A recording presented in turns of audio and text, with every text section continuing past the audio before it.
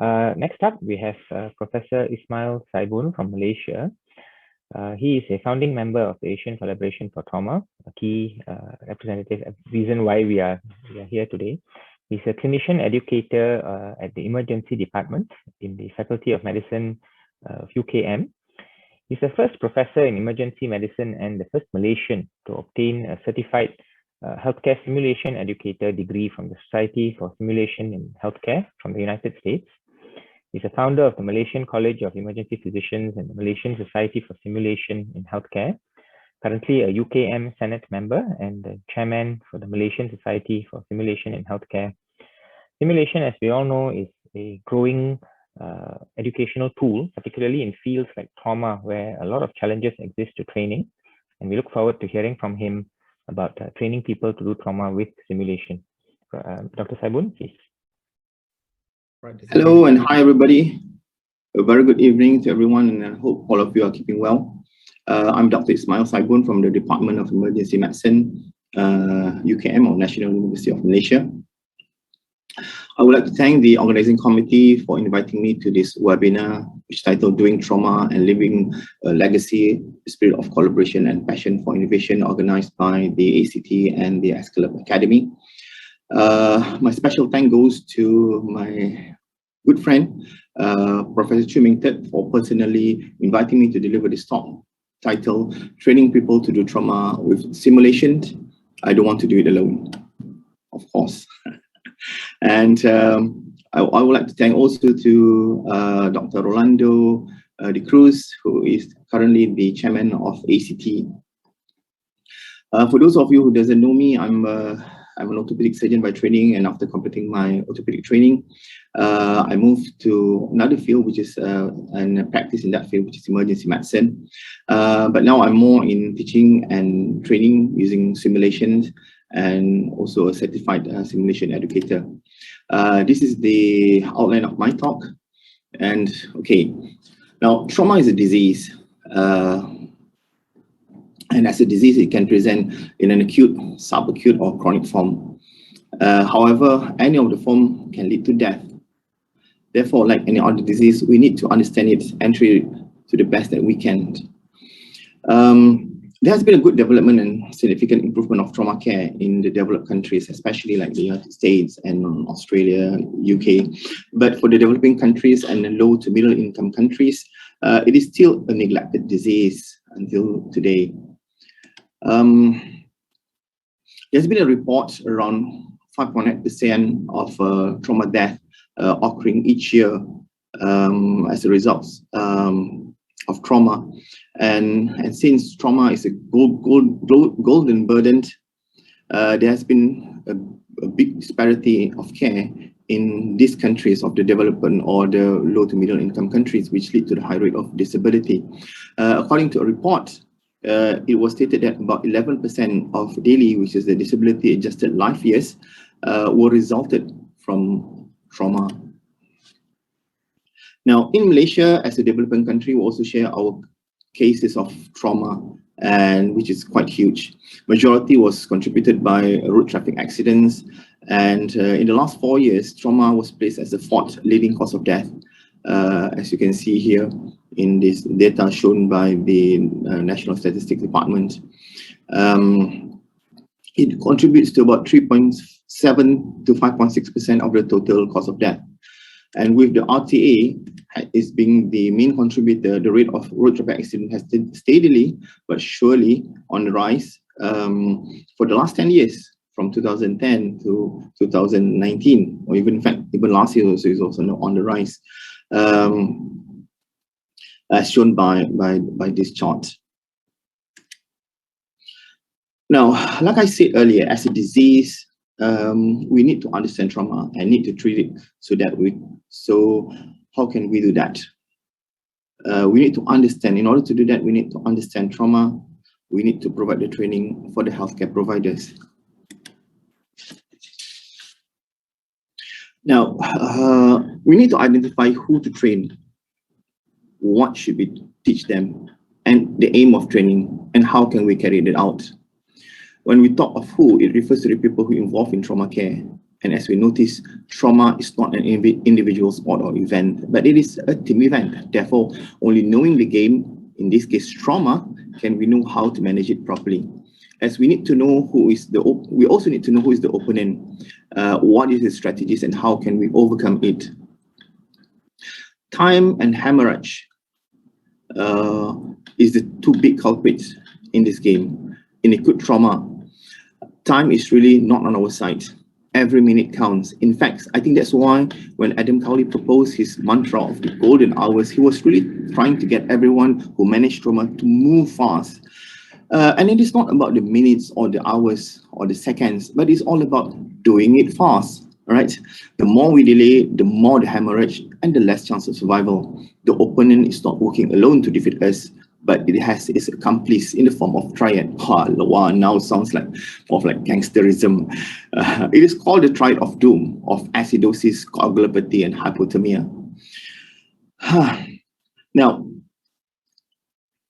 another important thing we need to know is who is our friends or team members in facing this adversary. Remember, trauma, as I mentioned, is a team sport. Therefore, we have a team, and this team is called the trauma team. And the team members basically range right from the pre-hospital team to the in-hospital team of the ED, the OT, ICUs, the wards and rehabs, okay? And we also have team managers, actually, like the administrators or even the politicians, and the supporters, like in the community when we face the opponent. All of them has a role to play when we manage trauma and when we do team training. So coming back to training people to do trauma, we not only have the training to train the star players, which is the doctors, but we also need to train or provide training for the whole team if you want to win this game of trauma. Now, how do we do it? Like I said just now, training must be done to all players that handle trauma. The specialists, the medical officers, doctors, nurses, paramedics, allied health, radiologists, and so on. And remember, it is an adult training. So therefore, the training should be focused and tailored to the particular group. And it should fill the gap of the group and not when we don't have to teach from A to Z of everything. And when we do training to all of them, I can say this for sure, one size does not fit all. One course that we do will not be able to cater for everyone.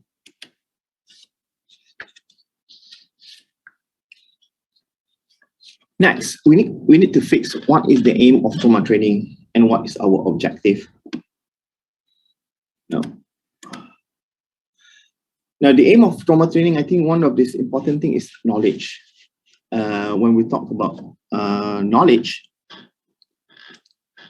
it's very important to all levels, whether the doctors, the nurses, the paramedics, allied health, or even the team managers and supporters. The only thing we must vary is the amount and the level of knowledge given. Either we want to create an expert or just want to give awareness. This needs to be tailored to each group that we want to train. Next is the technical skill or the psychomotor skill, which is an important part to have, but not every team members need to have the same sets of skills. Example, skills of a trauma surgeon is different than trauma physician or trauma anesthetist or even the nurse and the paramedics. Not all need to acquire the same skills, but all need to acquire the mandatory skills of their expertise in order to function. Therefore, the training program need to be tailored and focused to this. Now, attitude. A right attitude needs to be inculcated to all. This attitude comes in the form of ABC. Well, what do you expect from an emergency person? Everything is ABC. But ABC, I'm not referring to airway breathing circulation, but I was referring to aggressiveness, bold, and compassionate. These are the attitudes that I think that we have to inculcate. Next is communication. It is an important part of training, and the language of trauma of A, B, C, D, E need to be understood by everybody so that they can learn to work together as a team. Now, team leaders and star players, I call them, need to have the correct thinking to make the proper decision.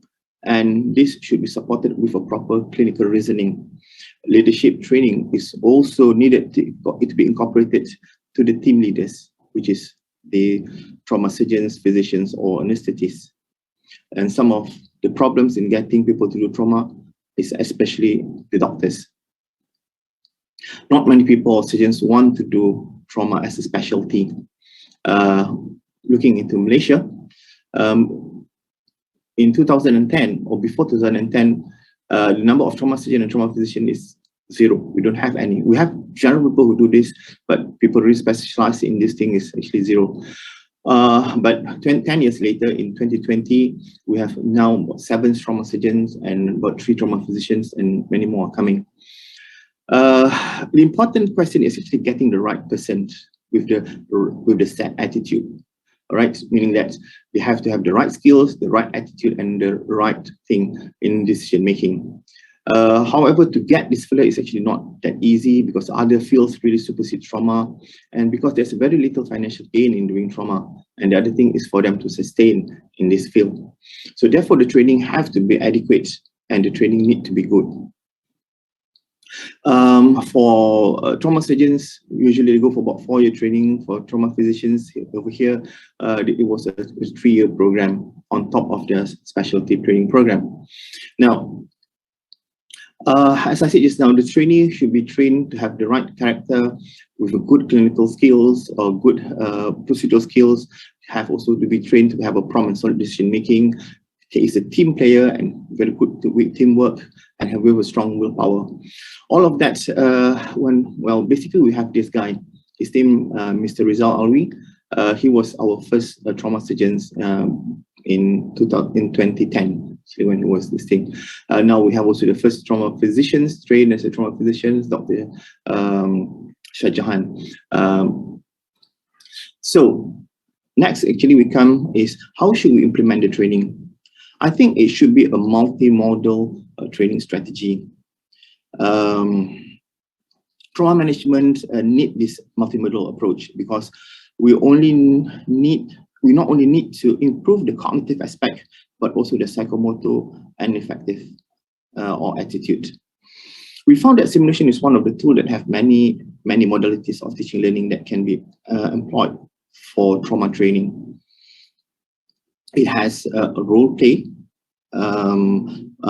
fast trainers, high fidelity immersive simulations, VR, cadaveric training, and also using a live tissue training. And all of these actually have its own advantages. All right, example, trauma training is good for some part of things like triaging, communication. Task training is good for you if you want to enhance the skills, certain skills that you want to do.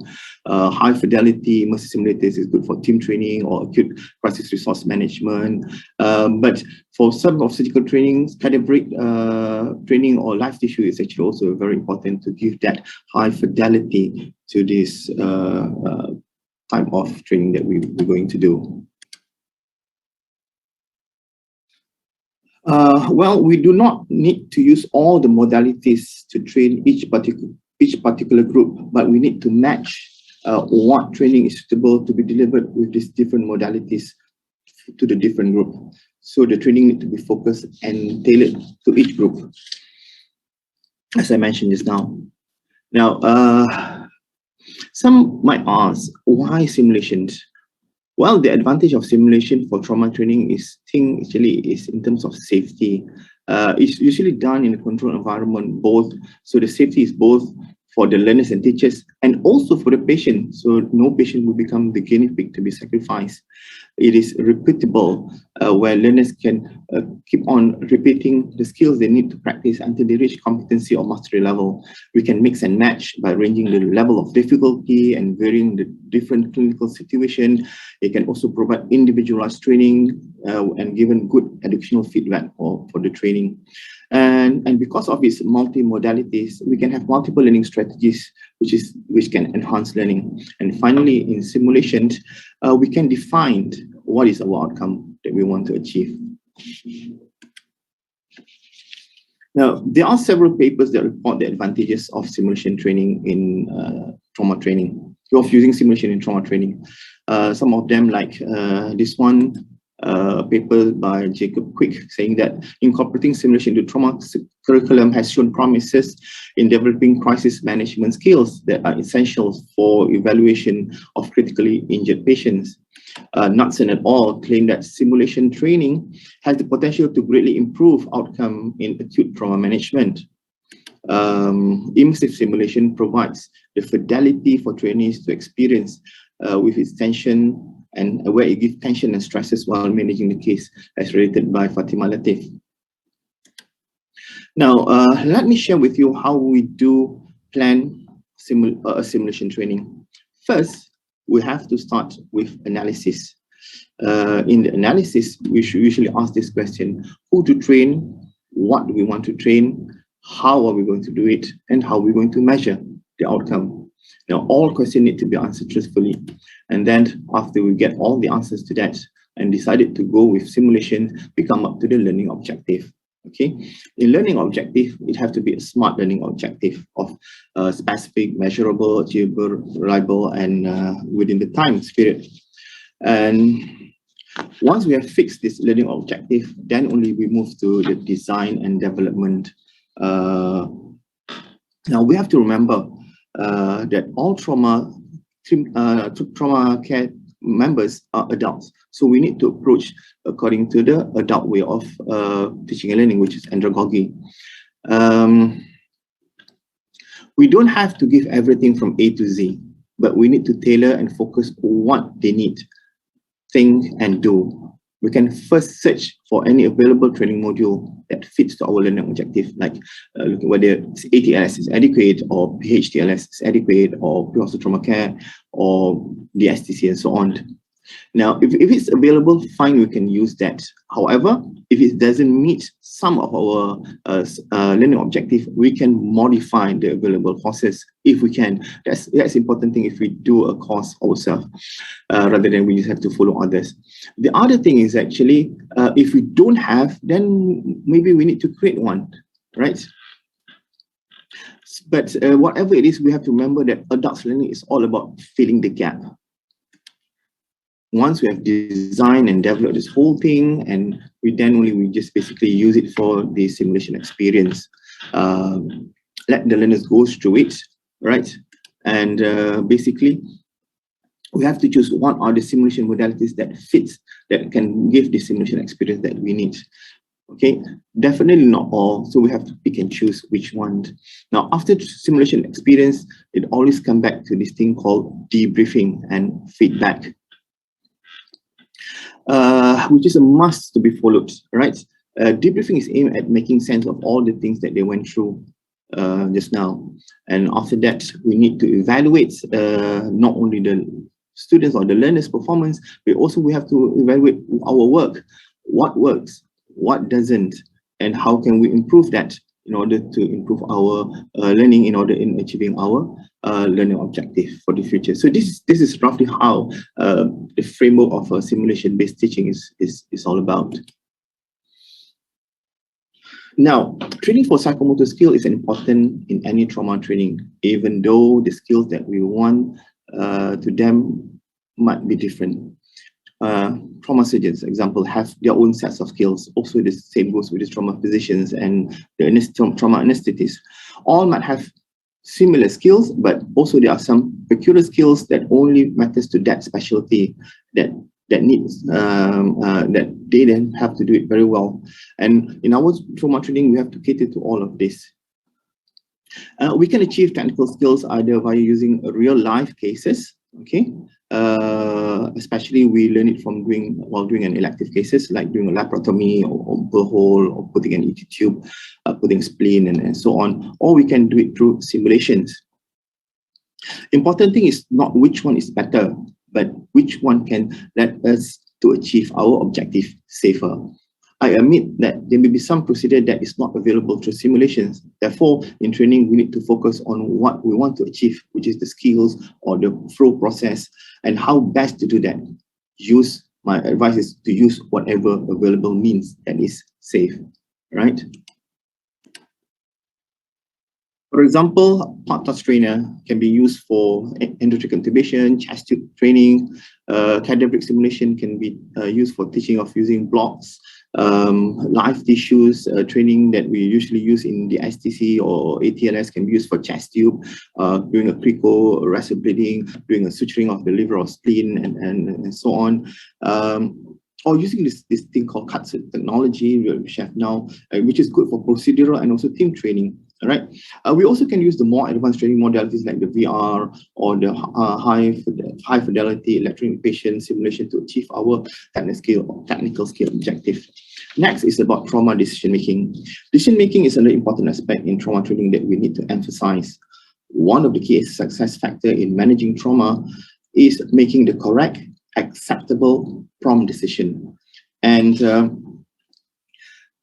this line of thinking must be shared throughout the team so that it makes smoothness in the flow of management, and the whole team can understand why a certain action or decision is taken. We want everybody to think in the same wavelength, right? And there are some simulation modalities that we can use to train people to achieve this, like using a screen-based simulation or computer-based simulation, VR or high-fidelity electronic simulation, or even role play to achieve this trauma decision-making objective. Now, next is the non-technical skill, which is also an important part to be included in the trauma training. Things like communication, leadership, and teamwork. Communication training, like using the same language of the ABCDEs, and communication with team members during, before, and after the trauma resuscitation and DCS is important. Communication also need to be trained when we communicate with relatives or patients. And also, this is actually an important aspect. In fact, the Agency for Healthcare Research and Quality, or AHRQ, okay, I think some of you recognize this, has developed this called Team Steps training module, which is specifically to improve communication among team members. So apart from that, leadership training and team dynamic training is also an important aspect to be embedded in trauma training.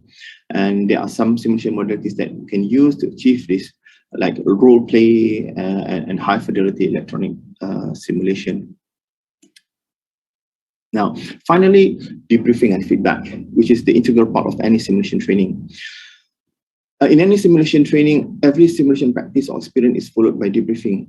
It helps to close the loop of learning by making sense of what went through. It also explores what went well and what does not, and why.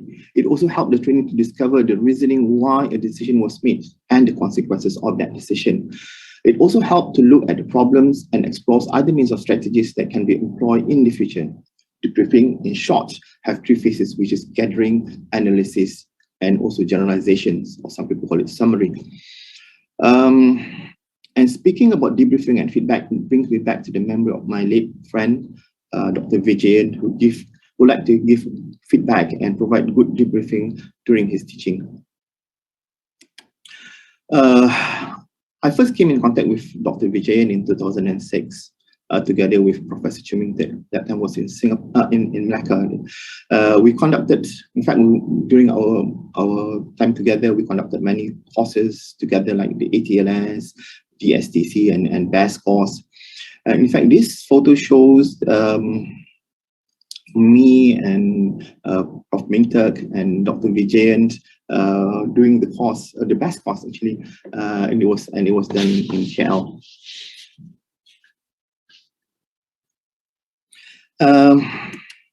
Dr. Vijayan's death was a great loss to the fraternity, the student, and the patient. To me, I lost a great friend. He was a very passionate teacher who loved education and training. In fact, when he passed away back in March 2015, he was attending a surgical educator meeting in Chicago. To me, that's proof his lifelong commitment to lifelong learning. All of this because he cared for his patient's safety. He said that if you teach them well, they can contribute to the patient's safety.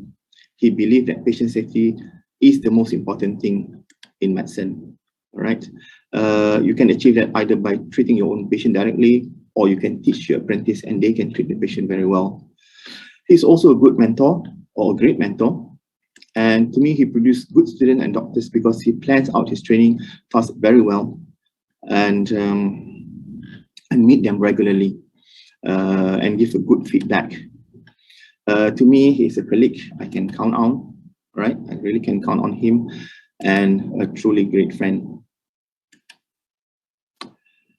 So in line to the title of this webinar, Doing Trauma and Leaving a Legacy, the Spirit of Collaboration and Passion for Innovation, I think it really fits him very well. Dr. Vijayan, rest in peace. So coming back to the summary of my talk today, the aspect of providing good training is very crucial in the management of trauma. It is a team event, and everyone needs to be trained to perform their role and have to perform it well. Trauma victims presented most of the time to the AD alive, not like cardiac patients. It is how we handle them that determines the outcome. Okay, and the training should be role-specific training of recognizing, categorizing, treating, and giving the support. And trauma training is all about filling the gap. With that, I thank you.